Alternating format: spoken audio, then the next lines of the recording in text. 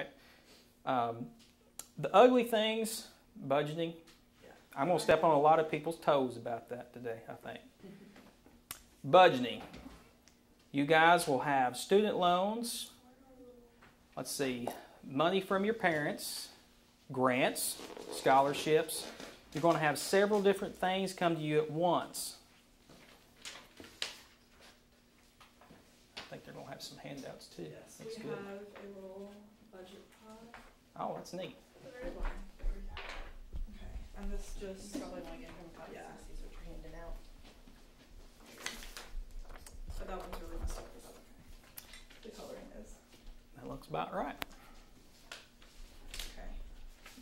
okay.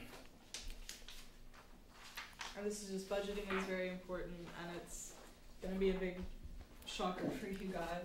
It is, but you know what, guys? The dorm rooms and apartments on colleges are sky high. That'll be where most of your expenses go, and then guess what? The rest is for everything else: your gas money, your food money, your entertainment money, and stuff like that. But the best thing to do, guys, is to keep a checkbook register as accurate as you can, and then at the end of the month, see where you are. See how much money you have left. If you have to be in school 4 months and you have $6,000 from grants and scholarships and all that stuff, and you've already went through $3,000 of it in 1 month, that's not good. So you definitely have to cut something out of your budget. And unfortunately, that's not something anybody can really help you with. It's just something that you have to kind of figure out on your own. But housing will be your main expense. Tuition will be your main expense. Food and things like that of that nature will also be very expensive. But what those girls were talking about earlier is perfect. Cooking at your house instead of eating out is the most inexpensive way. I mean, you can go and get ramen noodles for $1 and something for 10 packs if that's what you like. You could go get sandwich meat and bread and stuff like that. It's not very expensive and it lasts a long time. Yeah. So that's what I would suggest. And then I have another little thing that breaks down everything that is in, you know, that, like, what does housing include, you know, so, and then what does transportation include? You wouldn't think, oh, well, car insurance and gas too, so. Yeah, if you drive your own car. It's always good to carpool too. If you got friends that are going to the same place and you are going to Little Rock, Allentown one night, it might be a good idea to, you know, if you were at UCA in Conway and you don't want to drive 30 miles, maybe carpool with somebody. Don't spend that extra $20 to fill up your gas tank. All right. You guys have any questions on budgeting? And do we have some, I know we're running out of time, but do we want to do, we had 3 scenarios, but I think the one most applicable is. You can go ahead and go with one. I don't see why not. Yeah, scenario 1. What did I just do with that? I'm sorry. Here we go. Okay, since we're all going to college after this, the scenario is that you're a college student living on campus, your income is $200 a month, your room and food are paid for, and you get 3 meals a day at the campus cafeteria. Books cost $500 a year, so create a budget to determine what other expenses you might have each month.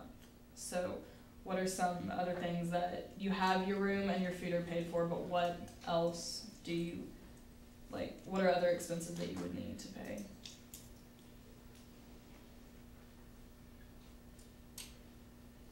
Nothing? Nothing? You got nothing? You're gonna go. Yes. You're gonna go to the movies, aren't you? Yeah. Probably. And what about shampoo and yeah. So look under here. Under yeah, I don't know what it's under household and under food also. This 14% here for food also includes stuff like your basic necessities like toilet paper, which I know that the dorms provide, but they don't provide you with shampoo and soap and razors and all of that lovely stuff that you need to not be disgusting. So You can probably look at about $50 a week on that kind of stuff. yeah, I mean, I know that I have to go to Walmart or Target, you know, like once a month, and that's probably like a $75 right there just for like buying like all of my shampoo and stuff that I need. Do any of you guys, your parents have a Sam's card? No. I don't Sam's think you card. guys have a Sam's Yeah, Neighbor. we don't. Yeah. You don't? They're Okay. Neighbor, yeah, so. If you have a chance to use a Sam's card, do that. It's perfect for college kids. Let me tell you why. You can buy stuff in bulk for very cheap. Very cheap, yeah. And guess what? A lot of that stuff will last forever. Something like ramen noodles or drinks, something like that. I mean, there's really no expiration date on those. In 6 months, you can use them forever. So always think of something like that, and it might can cut your cost. You talk to your mom and dad about it. They have a Sam's card, and they can go up there. I know that's what I used to do. Man, Sam's was my best friend. I can go up there and find they have great stuff, healthy stuff too. If you're a big health nut, you can go up there and get a bunch of stuff that's fairly cheap. It's a good idea because guess what? A lot of times you're not going to have a whole lot of time to go out and go shop, especially if you're taking 12 to 15 hours a semester. You have a lot of homework, and you may not feel like going shopping. So you kind of want to get stuff in bulk, and that way kind of just average it out, see how long it lasts you. And the same thing with your budget. Kind of go over, see how much you're going to have a month. If you're doing $4,000, if you get $4,000 in and you're going to be there for 4 months, just divide it by 4. You'll have $1,000 a month. All right, $1,000 a month. Just divide that by 4 again. $250 a week. And that's fine. And then, hey, at the end of the month, if you have a little bit more, that's fine. You could use that, go to the movies, splurge some. Or save it, which is very important. You just don't want to be on the wrong end to where you spend all your money and you can't get any more. That's the whole point of budgeting money. And it's really easy to do. Just kind of keep a checkbook register, see where you are at the end of the month. If you started out with $6,000 and you have $5,200 and you have 4 months or 3 months to go, you're doing pretty good. And then the last thing, but definitely not the least, is emergency funds. These are your savings accounts. I always try to keep some kind of savings account or something that you have backup money. If you do run out of money, you'll have something there. Yeah, and so for example, the emergency fund, for this one, for scenario 1, it was after 6 months at college, your car breaks down, your repair bill is $500 and your parents can't help you pay for it. What do you do? And how does this affect your budget? Mm-hmm. And so with this, based on your little budget pie that you guys got, how much do you think that you would be putting towards that $200 for this savings every month? Do you think you guys even be saving anything with only $200 a month? I would, because I hoard money. But The best thing to do, I've heard the best practice, not something I did, but something one of my younger brothers did. He worked part-time as a teacher's aide, and what he was doing, you don't have necessarily today, you can work part-time at Walmart or wherever. Just make it, 15, 20 hours. Take that money, use half of it, put it in your savings account. You make $150 in 2 weeks, put $75 in the savings account. Spend the other $75 on just other stuff, because you'll have student loan money and everything else to help you pay for college. You won't have to use your working money usually. So put that into something like a savings account.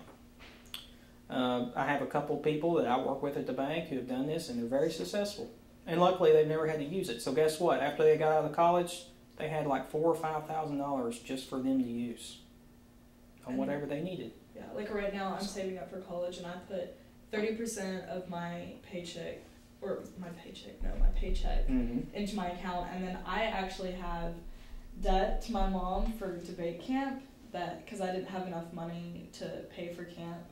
And so I'm still paying that off. Like I give 20% of my paycheck, so that's half right there. So I do have what he said about just taking half of your paycheck and putting that into savings or what you need to pay off. You can do a percentage like she's talking about. You want to do a percentage like you do your tithe or something like that, go ahead. Do that too. Saving. That way you have something there if something was to happen. Mom and dad don't have the money to help you out. But that's just a basic ideal. There will be things that you come across, but the more prepared you are, the easier it'll be. I can guarantee you that.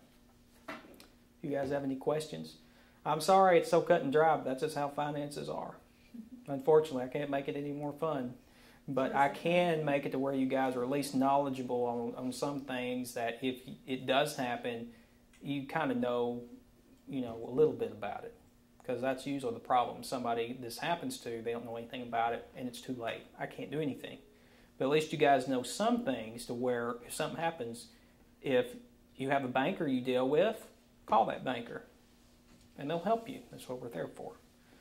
I suggest all you guys, before you go, you'll have to pretty much get a checking account. If you have student loan money, try to get direct deposit. You do not want a check. Reason is checks are fairly large. They'll have to put an 11-day hold on it. So always sign up for direct deposit on anything you do if you can. Same thing for scholarships and grants. Apply for as many as you can, and whatever you get, that's just more money you have to spend. And I'm sure you guys know, but grants and scholarships you do not have to pay back. It's only student loans. All right. And then again, on student loans, just talk to your mom and dad, or talk to a banker and say, hey, what's the perks of this? What's the downsides about this? Kind of know what you're getting into before it's too late. Because it's understandable you're not going to know a whole lot about that stuff, but your mom and dad should. And they've probably gotten several different loans. They can tell you there's fees and stuff like that involved. But the cheaper you can get it, the better. You guys have any questions? Anything you're very, very big on that you need help with? Are you guys going to go home and ask your parents about this? Yeah. Okay, good. Because that's what I wanted you guys to do. I wanted you to be like, oh my God, this is terrifying. I think if you went home and you asked your parents to help you, I think they'd be glad to. Yeah. They'd be glad to know that you're asking. I think they would be able to help you. And guess what? If they can't, you can call me and I'd be happy to help you. Because guess what? I'm still in college. I've been in college for 8 years. So, I know all the ins and outs, and I know a lot of tricks I can help you with that will make things cheaper for you, cost efficient, and, easier for you on the long run. The more money you have, guess what? Less stress you have. You don't want to be one of those people running through on $100 a week, having to worry, well, can I get a leave this week for my headaches from these college exams, or, something like that. You want to be one of those people that's prepared, has enough money, like, I don't have to worry about buying this stuff. I have the money for it. You can put all your worries on other things, because you'll have college exams. You'll have times that you wake up late to get to school. You have all kinds of worries. You don't need financial worries. That's stuff to worry about when you get out of school. And hopefully you don't have to worry about that, because you'll be making enough money you won't have to worry about it. So you guys have any other questions or anything? If you do, feel free to call me. I'm there all the time. If not, you can always ask for Debbie. I'll be happy to help you. Anything you ask. Okay. All right. Thank you so much. Well, you are welcome.